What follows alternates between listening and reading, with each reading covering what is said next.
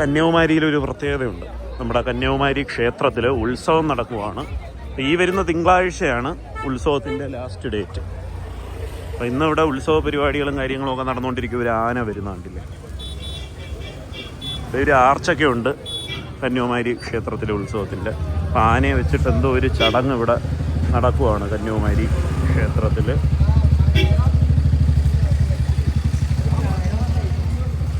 ഒരു കുട്ടിയാന കേട്ടോ, പിടിയാനയാണെന്ന് തോന്നുന്നു. ആനയ്ക്ക് ആഹാരം കൊടുക്കുക ഉണ്ടല്ലേ, ആനയ്ക്ക് ആഹാരം കൊടുക്കുന്നുണ്ടോ. തമിഴ്നാട്ടിലെ ആന.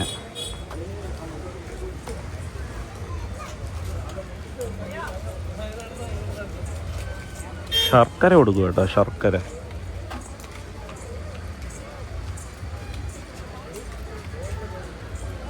നമ്മളവിടുത്തെ കേരളത്തിലെ കണക്ക് തന്നെ ആനയുടെ പേരൊക്കെ എഴുതി കണ്ടില്ലേ, ചുട്ടി എഴുതിയിട്ടുണ്ട്. പക്ഷേ ഇവിടെ തമിഴിലാണ് എഴുതിയിട്ടിരിക്കുന്നത്.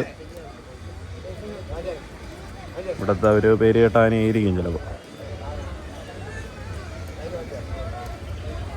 കുട്ടിയാന നല്ല രസമുണ്ട് കേട്ടോ കാണാൻ.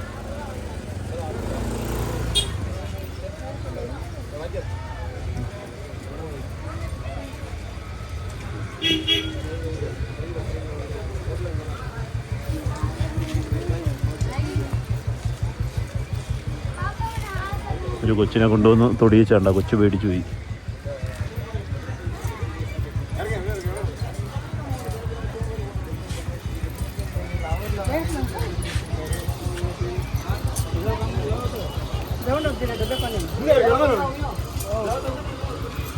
ആന പോണു.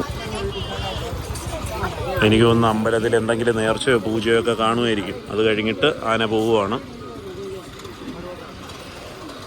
നമ്മുടെ വിവേകാനന്ദ പാറയിൽ പോകുന്ന ആൾക്കാർ ഇവിടെ ക്യൂ നിൽക്കുന്നുണ്ട്. അപ്പോൾ അവർക്ക് ആനയൊക്കെ കണ്ടുകൊണ്ട് നിൽക്കാം. നല്ലൊരു ക്യൂ ആണ്. ഈ ക്യൂയിൽ നിൽക്കുന്നവരെ ഊപ്പാട് വരും കേട്ടോ. ഇതിനൊരു പ്രതിനിധി ഇവർ കണ്ടുപിടിക്കണം. ഒന്നുകിൽ ഓൺലൈൻ റിസർവേഷൻ അങ്ങനെ എന്തെങ്കിലും തുടങ്ങണം. അല്ലെങ്കിൽ ഈ പാവപ്പെട്ടവർ എത്ര മണിക്കൂറാണ് ഈ ഒരു വെയിലത്ത് നിൽക്കുന്നത്? ഇവർ കാണിക്കുന്നത് ശരിയല്ലെന്നാണ് എൻ്റെ ഒരു അഭിപ്രായം. ഓൺലൈൻ ബുക്കിംഗ് വയ്ക്കണം. അതാകുമ്പോൾ ഈ ദൂരേന്ന് വരുന്നവർക്കൊക്കെ ഇത്രയും ക്യൂവിൽ നിൽക്കണ്ട.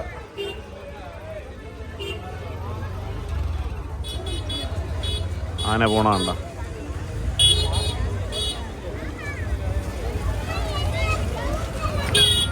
ഇതുവഴി നേരെ പോയാൽ നമുക്ക് ക്ഷേത്രം കാണാം. ഞാൻ വേണമെങ്കിൽ ഒന്ന് ക്ഷേത്രവും കൂടി ഒന്ന് കാണിച്ചു തരാം. കന്യാകുമാരി ടെമ്പിൾ. ഈ ഒരു ഉച്ച സമയത്ത് നല്ല തിരക്കാണ് കേട്ടോ.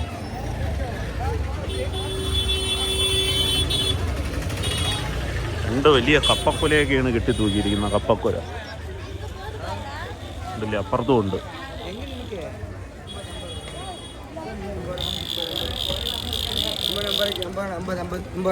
കളിപ്പാട്ടമൊക്കെ കൊണ്ടുവരുന്നുണ്ട്. പിള്ളേരെയൊക്കെ കൊണ്ടുവന്ന് ഇതൊക്കെ വാങ്ങിച്ചുകൊണ്ടേ പോകാൻ പറ്റും.